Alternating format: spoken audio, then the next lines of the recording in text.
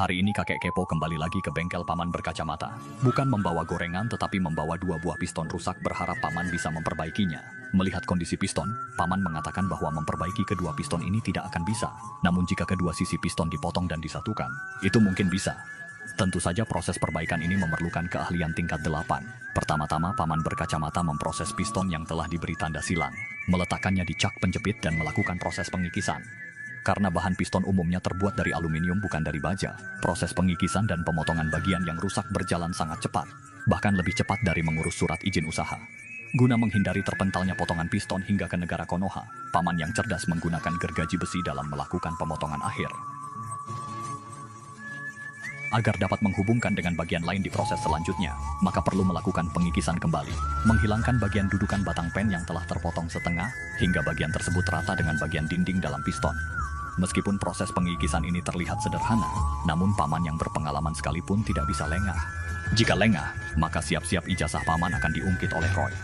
Setelah paman melakukan pengukuran diameter lingkaran menggunakan sigmat, piston itu pun memenuhi syarat penyambungan.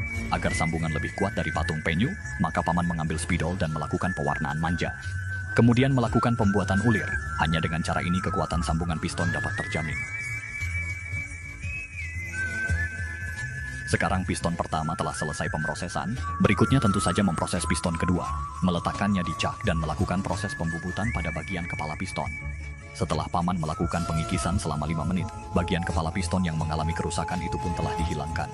Agar dapat menghubungkan kedua piston tersebut, proses pembuatan ulir kedua tidak bisa dielakkan.